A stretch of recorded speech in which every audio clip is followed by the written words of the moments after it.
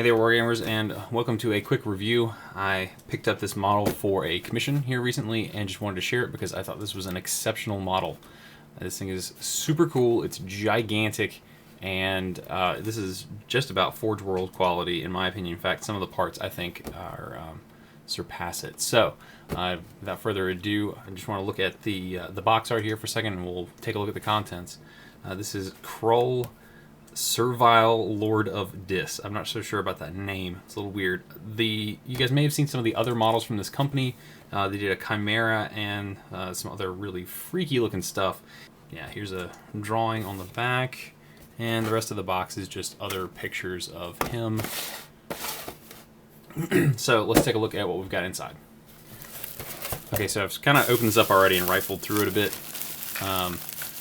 So the thing that stands out the most to me are these gigantic wings. And let me just move this off to the side here and set this down on the table here so you can get a better look. These guys are absolutely massive. I got this on the grid here. It looks like they are about what, like 7-8 inches tall. And let me get close here, and you guys can see just what we're working with here. This stuff is really awesome, leathery texture, really finely detailed, a little bit of flashing, but nothing that can't be worked with. A little bit of venting down here at the bottom, but once again, really standard stuff. Really good looking.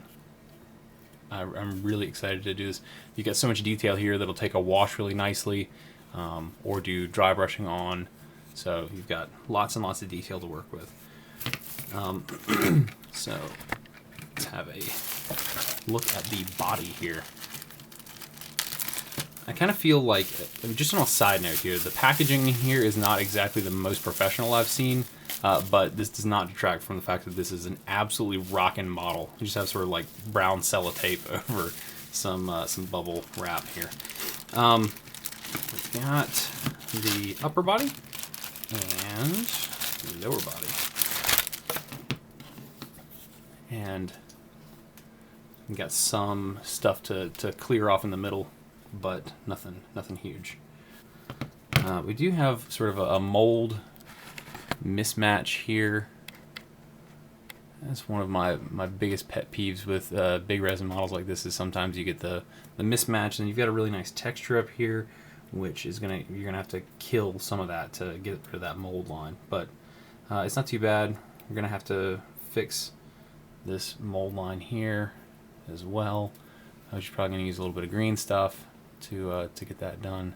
But overall, really rockin' looking model, and I'm guessing this is where these fit on, these sort of bald spots on the back. Make sure it's in focus, and then we clip off this big block and just stick those down there. Looks like the textures match up pretty nicely. So here's the legs, and I think these are really exceptional. You just have all kinds of skin textures on everything. You don't have anything that's flat. Nothing is high polished, and it shouldn't be on a model like this. I do see another sort of mold mismatch on the underside of this leg here, which is a little irritating, but you know, it's in a hidden spot. Once we trim it down, you'll never even know it's there. But yeah, it's a really great looking body here. And then we've got the other bag o' bits here and the base.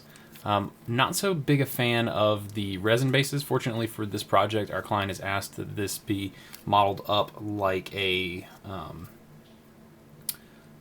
Demon Prince, so for 40K, and we're going to be using a round base, I believe, if memory serves. And so this will get tossed. But my big problem with resin bases of this size, with no large, I guess scenic parts on top of it to kind of keep it straight, is the fact that they tend to bow and warp and stuff, and it's just a pain to get that stuff flat. I guess you just lay it down on a flat surface and hit it with the heat gun, but still, it's kind of a pain. I also don't really like the texture on it. It's like almost like sandpaper. Like, it's off-putting to touch. But we're tossing it, so whatever. And let's take out some of these parts here. We got a whole ton of it, and I don't want to spread these out too much. I want to make sure I get them all back in the bag. I'm not even sure what half of these parts are. They're just sort of spikes and things. I'm not even sure what they are necessarily, but they all look really cool. And there's lots and lots of detail to go around. I'm assuming that pretty much all this stuff back here is waste. We've got one of the massive forearms and fist there. It's pretty cool. And we've got the other forearm. It's a big gouge marks and stuff. So here's the face. Really like just all the weird stringy, like sinewy stuff going on. And it's really cool. Let's see if we can find his, I guess this is, what is this? Is this part of his tail, maybe? I don't know.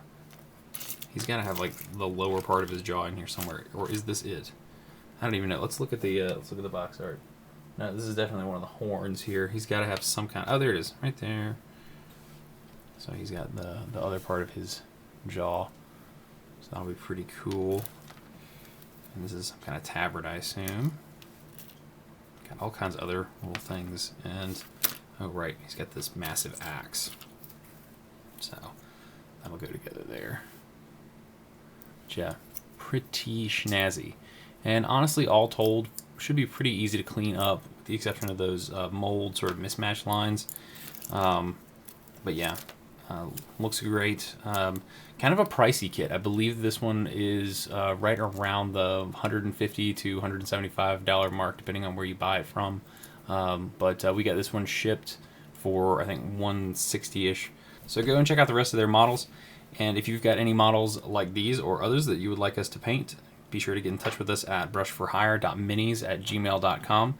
The email address is in the description below, as well as our website and other places that you can check out our content. We have a quick and easy way to submit a request for a quote on our website now, so check that out. It's a button up near the top of the page, and we also have a whole bunch of deals going right now, so check that out periodically to see if there's anything that's interesting for you. So until next time, happy wargaming.